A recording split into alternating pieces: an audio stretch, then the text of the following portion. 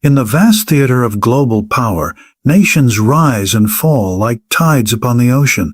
Yet in the heart of Asia, a sleeping giant has stirred, quietly, deliberately, and with a force concealed from the world's gaze. India, long known for its spirit, culture, and resilience, now reveals a power hidden in shadows. A revelation so profound, it unsettles even the mightiest of empires. This is not merely a tale of weapons or strategy. It is the story of a nation's awakening and the shockwaves it sends across oceans, reaching America's very doorstep.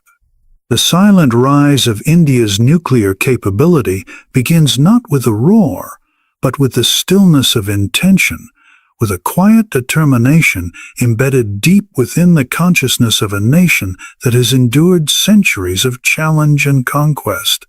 To the outside world, India was often seen through the lens of tradition, spirituality, and its vast cultural legacy. Yet beneath this image lay another narrative, one that the world either ignored or underestimated. This narrative was the pursuit of strength, not born of aggression, but of necessity.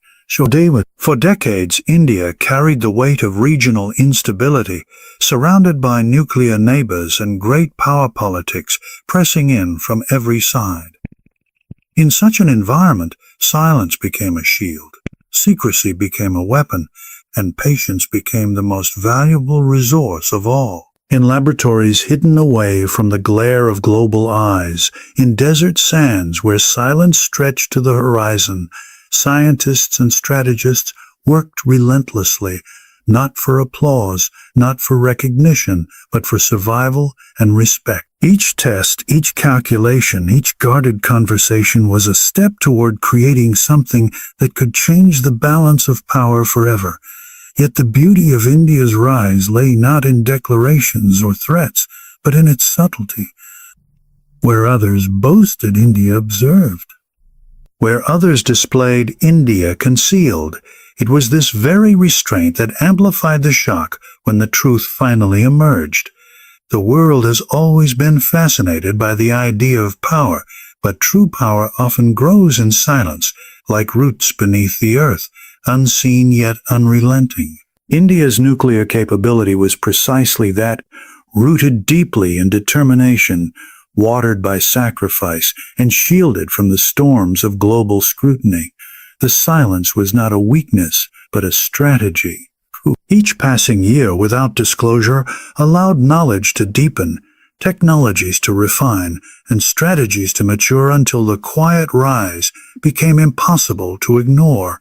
America, long accustomed to measuring strength in terms of visibility and dominance, failed to perceive the deliberate quietness of India's progress. Its intelligence networks probed, its analysts speculated, but what they encountered was a nation skilled in misdirection, blending its advancements into the background of civilian programs and peaceful pursuits.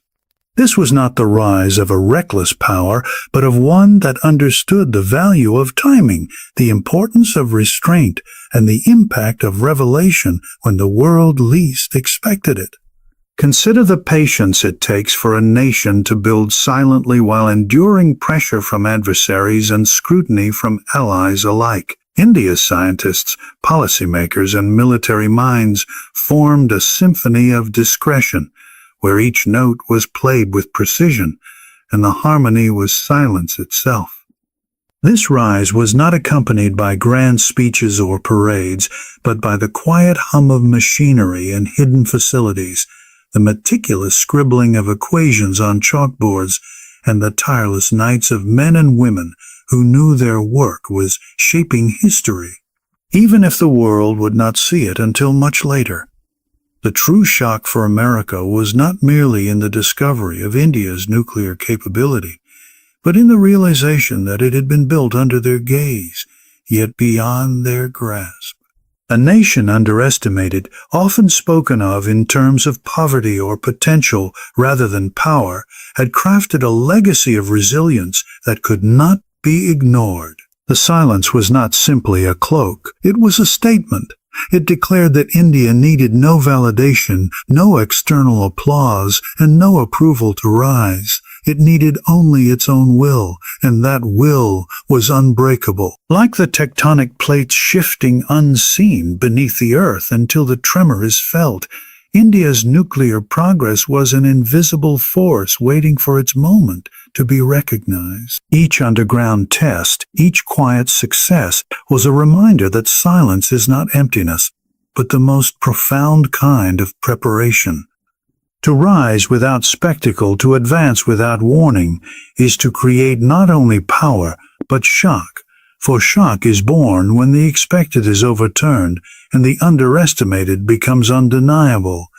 America's unprepared reaction to India's revelation was not born out of ignorance, but out of assumption.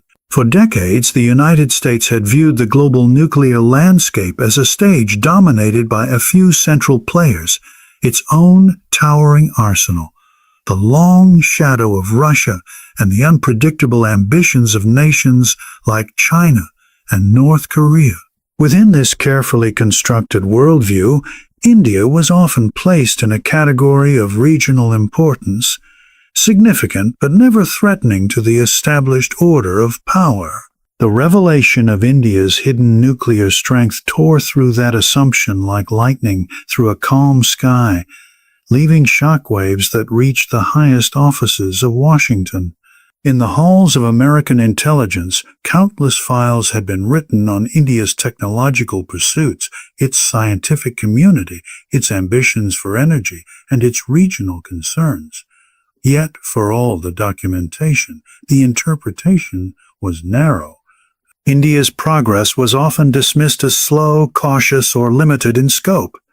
When whispers of capability did emerge, they were softened by the belief that India's goals were defensive, its ambitions modest. The sudden confirmation of a fully developed and highly capable nuclear arsenal shattered this illusion, forcing America to confront the unsettling reality that it had been looking in the wrong direction. The unpreparedness was not just technical, it was psychological. America, accustomed to dictating the pace of international nuclear discourse, suddenly found itself reacting rather than leading. The unveiling of India's capability was not just a technological revelation, it was a geopolitical awakening. For a nation that had long considered itself the gatekeeper of nuclear power, the discovery that another had walked silently through the gate without permission was deeply unsettling. It was as though a carefully guarded vault had been breached, not with noise and force, but with quiet precision that left no room for denial. In Washington, the response was layered with disbelief, frustration, and grudging respect. Advisors scrambled to interpret the implications. Analysts debated how such advancements had gone unnoticed. Politicians questioned whether America's policies of oversight and sanction had failed, while military planners began to redraw maps of strategy and influence. What made the revelation so impactful was the realization that America's systems of surveillance, so advanced and so trusted, had been outmaneuvered by India's mastery of concealment. This was not merely a matter of secrecy, it was a lesson in humility, showing that even the greatest powers could overlook the quiet determination of a nation that refused to be underestimated. The reaction also carried with it a sense of vulnerability. For decades, America had relied on its ability to anticipate threats before they matured, to contain ambitions before they reached fruition. With India, the opposite had occurred. The threat, if it could be called that, had matured in silence, beyond the reach of intervention, and presented itself only when fully formed. This meant that America was not facing a potential capability, but a realized one, and the shock of that sudden leap reverberated through every corridor of its defense establishment. Diplomatically, the revelation presented America with a dilemma it had not prepared for. The To oppose India outright risked alienating a rising democratic power in Asia, one that shared concerns about regional stability and global security. To embrace India's newfound strength, however, meant acknowledging that its own systems of control were fallible, that another power had joined the nuclear stage without America's consent. This tension created a moment of paralysis, where every move seemed both necessary and dangerous, every choice both opportunity and risk. The unprepared reaction also revealed the fragility of perception in global politics. America had long positioned itself as the architect of international order, the nation whose approval or disapproval shaped the legitimacy of others. India's revelation bypassed this entire framework, forcing America to acknowledge not what it wished to be true, but what simply was true. The shock lay not just in the existence of India's arsenal, but in the fact that America's role as arbiter had been circumvented. It was a reminder that the world was larger than its gaze, and that power could emerge from quarters it had not fully considered. And in the end, the unpreparedness of America's reaction was a mirror reflecting its own assumptions. It revealed how much had been taken for granted, how often strength had been measured only in visible terms, and how easily the quiet determination of a nation could be overlooked until it demanded recognition. India had not asked for permission, nor had it sought validation. Its revelation was its own declaration, and in that moment, America's reaction was not one of control, but of realization. The balance of power shifting in Asia was not a sudden tremor, but a gradual tilt, an invisible current that had been flowing quietly beneath the surface for years. For centuries, the Asian continent had been a battleground of influence, where empires rose and fell, and where global powers often treated its nations as pawns in a larger game. Yet now, with India's hidden nuclear capability revealed, the tectonic plates of geopolitics began to shift in ways that could no longer be ignored. The center of gravity, once firmly controlled by the giants of the West and later shared with China's assertive rise, now faced a recalibration, one that elevated India from the periphery to the very core of the strategic balance. In the Asian landscape, China had long stood as the dominant challenger to American power, its military strength and economic expansion casting a wide shadow across the region. Pakistan, armed with its own nuclear arsenal, had been both a concern and a pressure point for India, often amplified by outside powers. But the revelation of India's strength redrew the map of this rivalry. No longer was India simply reacting to the threats of its neighbors. It was now defining the terms of the competition. With nuclear capability firmly established, India shifted from being a cautious participant in regional affairs to a decisive force capable of shaping the direction of Asia's future. This shift was not just military, it was psychological. Nations across Asia, from small states in the Indian Ocean to emerging economies in Southeast Asia, began to see India not merely as a regional player, but as a stabilizing or destabilizing force whose choices would impact their own futures. The very knowledge that India could no longer be coerced or cornered by nuclear threats from its neighbors created an aura of authority. In diplomacy, perception is often as powerful as reality, and India's new perception was that of a nation that had crossed a threshold into untouchable status.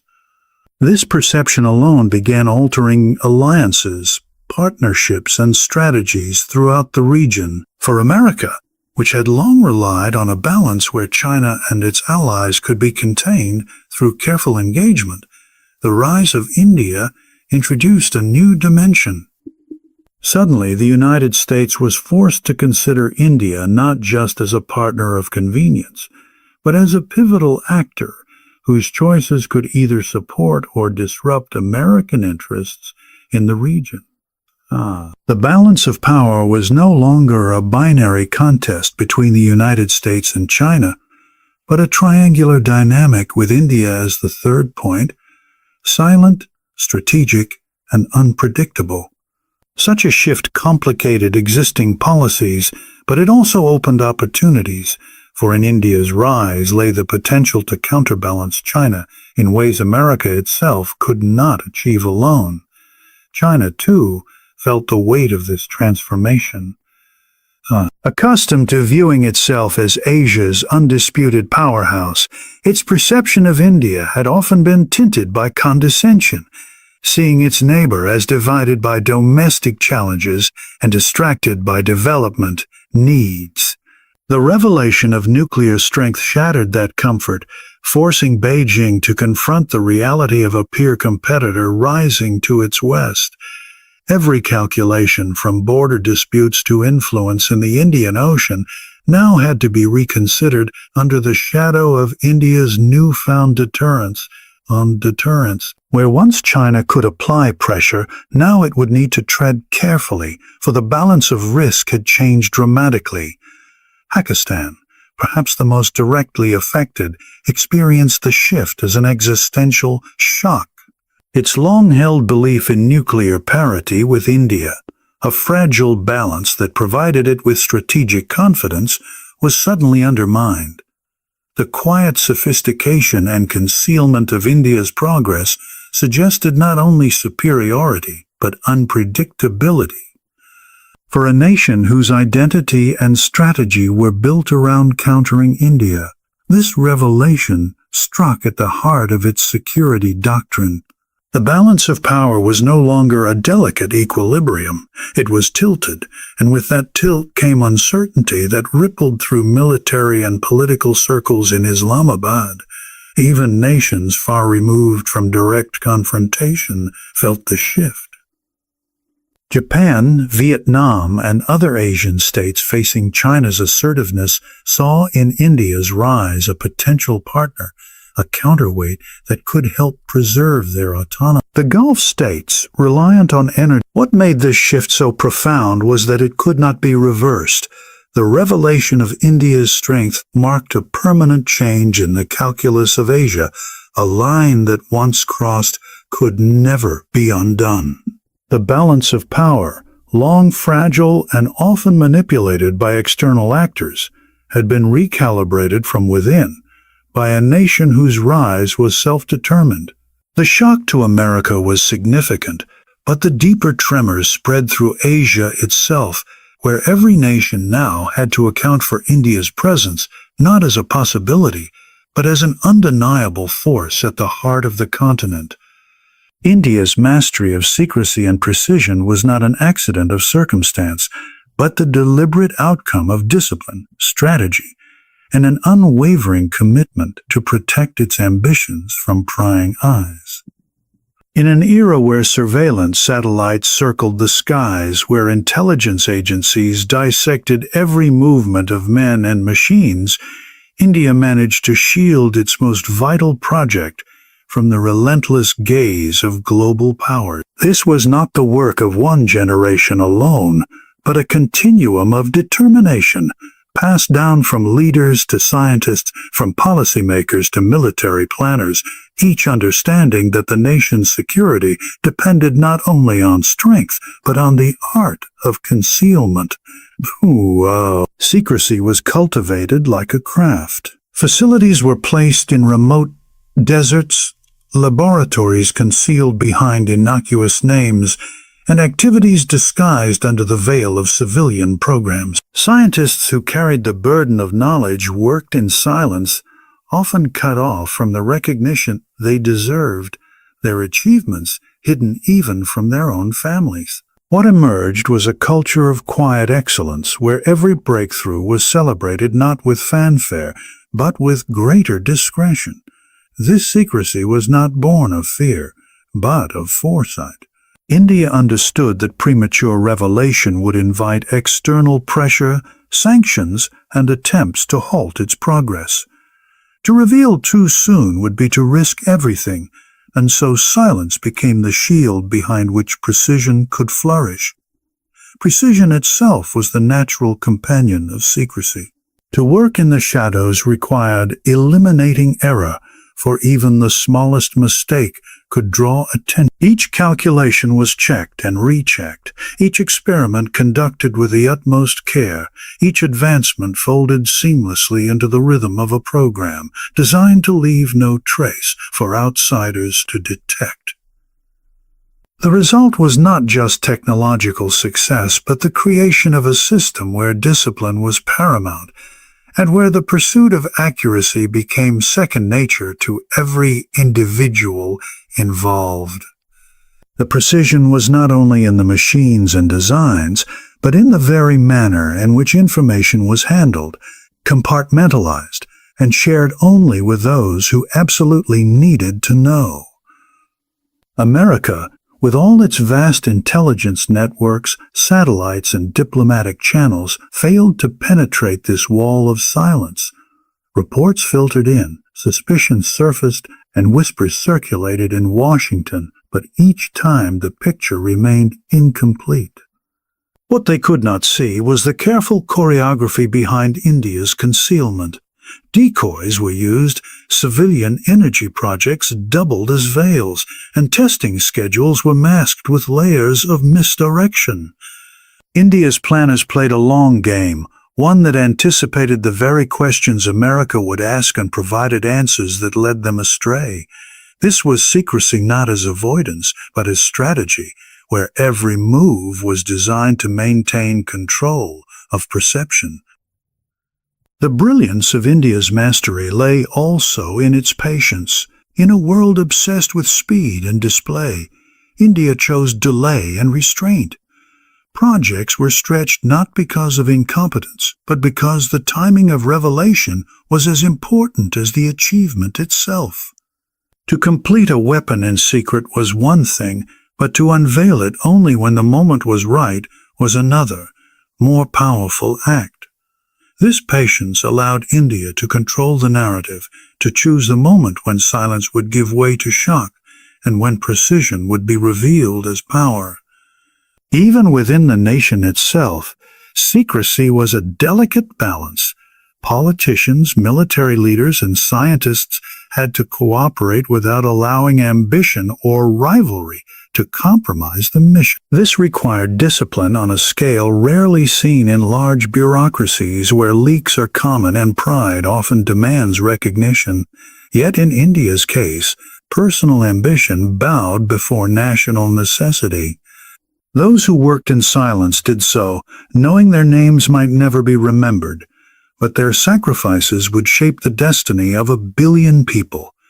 Precision, in this sense, was not only technical but moral, the precise alignment of will, sacrifice, and purpose toward a goal too important to risk.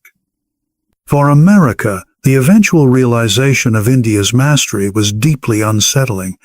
It revealed that power could grow not through visibility, but through invisibility. It showed that secrecy, when combined with discipline, could outmaneuver even the most advanced surveillance systems. Most importantly, it forced America to acknowledge that India had achieved in silence what others could not achieve even with spectacle. This revelation was not only about nuclear capability, but about the capacity of a nation to think, plan, and act with a precision that defied the expectations placed upon it. Strategic implications for global security unfolded the moment India's hidden nuclear power came into view, for such a revelation was never contained within the borders of one nation, Amitu. The shock of discovery rippled outward, unsettling calculations and doctrines that had been meticulously constructed over decades. Nuclear power, by its very nature, alters not just the military capacity of the state that wields it, but the assumptions of every other power forced to coexist with it. With India's revelation, the architecture of global security, long fragile and carefully balanced, shifted into a new and unpredictable form. At the heart of these implications lay deterrence. India's capability instantly redefined the equation of risk for its adversaries.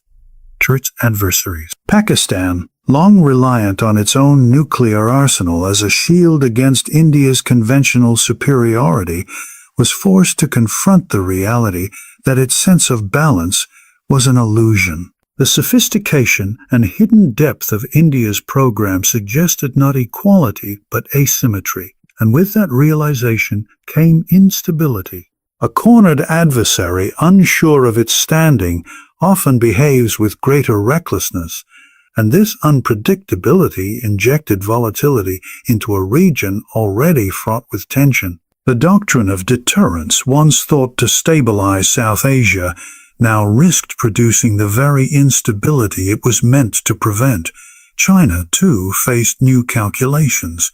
Its rise as Asia's dominant power was underpinned by a belief in its military and nuclear superiority. Yet India's revelation complicated that confidence. It introduced a rival capable of threatening Chinese interests not only along their contested borders, but across the Indian Ocean and beyond. This was not a challenge China had anticipated at this scale. Strategic planners in Beijing suddenly had to divide their attention between the Pacific, where America's presence loomed, and the subcontinent, where India's quiet strength had matured into undeniable deterrence. The two-front consideration that China had long projected onto others now reflected back upon itself, and this shift rippled through its military and diplomatic strategies alike. For the United States, the implications were subtler, yet no less significant. America had long sought to control the spread of nuclear weapons, to enforce a regime where legitimacy flowed through treaties and oversight. India's revelation bypassed this system, emerging as a nuclear power outside of the established frameworks, neither sanctioned nor constrained by them. This weakened the credibility of international non-proliferation efforts, exposing the limits of America's ability to dictate global norms. Other nations observing India's success could conclude that patience and secrecy might achieve what diplomacy could not, and this silent encouragement posed a threat to the stability of the global order. Beyond the great powers, smaller states, too, felt the tremors. Nations in Asia and the Middle East began to reassess their own vulnerabilities. Some saw India's rise as a shield, a potential partner capable of balancing larger threats. Others feared it as a precedent, a sign that the rules could be rewritten without warning. Security alliances, carefully built on assumptions of American protection or Chinese influence, now had to account for India's presence as an independent pole of power. This recalibration introduced uncertainty, and uncertainty is often the greatest destabilizer of all, for it erodes trust and inflames suspicion. The implications extended into the oceans, where strategic dominance is as important as land-based arsenals. India's position along vital trade routes, combined with its newfound deterrence, gave it the ability to influence not only regional security, but global commerce. Energy shipments, maritime disputes, and naval alliances all had to be reconsidered under the shadow of India's power. The Indian Ocean, once a quiet expanse largely overlooked in nuclear terms, now became a theater of strategic importance, its waters carrying both goods and the potential for confrontation. Global institutions, too, felt the impact. The United Nations, often struggling to maintain relevance in matters of security, faced questions about its ability to enforce resolutions or mediate disputes when nations could achieve strength in silence. The Nuclear Non-Proliferation Treaty, already criticized for its unequal treatment of states, suffered a further blow, its credibility weakened by India's rise outside its framework. Each of these shifts eroded the sense of predictability upon which global security had long been based, replacing it with an atmosphere of suspicion, competition, and new alignments. What made the strategic implications so profound was the manner of India's revelation. It was not accompanied by threats or aggression, but by the simple fact of existence. Power declared itself without fanfare, and in doing so, it forced others to adapt. Every doctrine, every alliance, every strategy that had once ignored or underestimated India now had to be rewritten. The balance of deterrence, the legitimacy of institutions, the alignment of powers, and the stability of oceans all were touched by this single revelation, and in their shifting, the entire edifice of global security was forced into a new and uncertain shape. America's dilemma. Rivalry or reluctant respect emerged as the defining question in the wake of India's revelation, for the United States found itself caught between instinct and necessity. On one hand, the instinct of a superpower accustomed to shaping global narratives was to view India's sudden display of nuclear capability as a challenge to its authority. On the other hand, the necessity of a shifting world order demanded that America recognize India not as a rogue force to be contained, but as a rising partner whose strength could no longer be ignored. This tension placed America in a position it rarely occupied, uncertain, reactive, and divided within itself. The path of rivalry seemed at first the natural response. America had invested decades into building the architecture of non-proliferation, a structure designed to keep nuclear power concentrated among a select few. India's achievement, conducted outside the treaties and frameworks that America had worked so hard to maintain, was a direct affront to that vision. To accept India's rise without consequence risked undermining every warning, every sanction, every act of deterrence that Washington had imposed on other nations. Rivalry, therefore, offered the comfort of consistency, the ability to reaffirm America's role as the guardian of nuclear legitimacy. Yet such a path carried risks that extended far beyond principle. For one, to treat India as an adversary would be to push it further into independence, or worse, into alignment with powers less friendly to America's interests. The memory of America's Cold War stance when India leaned toward the Soviet Union out of necessity still lingered in the corridors of Washington. A repeat of such estrangement could tilt the Asian balance irreversibly in favor of America's rivals. Moreover, India's rise was not that of an outlaw state defying the global order with threats and aggression. It was the rise of a democracy, a nation whose values, at least on the surface, resonated with those that America often claimed to defend. To rival such a nation would require painting it as a danger, a narrative far more difficult to sustain when India's strength was framed as defensive and measured rather than reckless. The alternative was reluctant respect.